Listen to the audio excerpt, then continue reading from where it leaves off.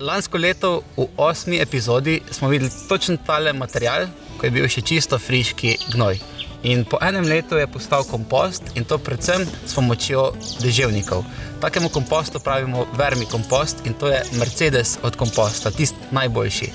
Gremo pogledati, kako ga lahko pripravimo si doma, pa kako mi da s Tjašo ga uporabljamo na vrtu.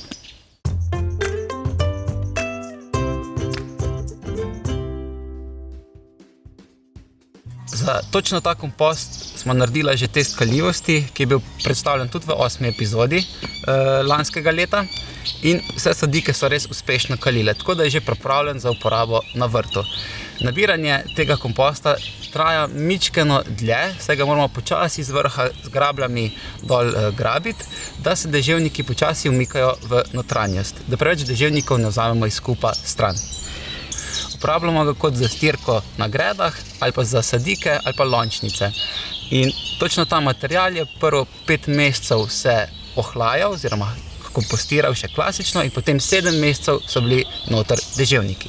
Ko rečem ohlajal, pomeni, da sem dobil svež konjski gnoj, kjer so bile na začetku temperature zelo visoke, ki bi deževnike tudi ubile. V prvi fazi se mora zato kup mikrobiološko razkrajati, da se temperatura tudi spusti nižje in potem material naselimo deževnike.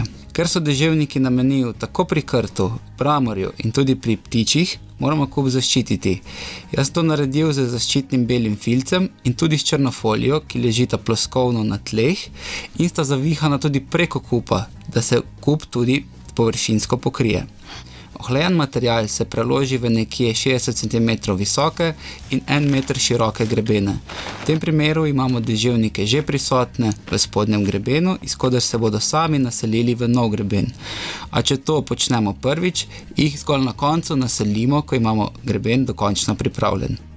Deževniki obožujejo kavne usedline. To je za njih res poslastica, zato jih po vrhu na tanko nasujemo, da jih še bolj privabimo. Če nimamo kavnih usedlin, lahko natrosimo tudi travni odkos. Kup pokrijemo, da zaščitimo pred ptiči in tudi močnim dežjem. Pod folijo je vlaga ravno pravšnja. Ob res kakšnem rahlem dežju kup odkrijemo, da se malček osveži, drugače pa ne. Deževnike lahko zmrznejo in ničim ne bo hudega, so zelo trpežna bitja. Ker se bodo v takšnem okolju zares dobro počutili, se bodo tudi izjemno hitro namnožili, kar opazimo kot rumenkaste kokone, v katerih so jajčica. Zdaj lahko končno rečemo, da bomo na vrtu bili tudi ta prave živali, ker jih tako lepo negujemo in jim damo fino hrano. Upam, da bo tudi vas navdušilo vermikompostiranje, tako kot je mene.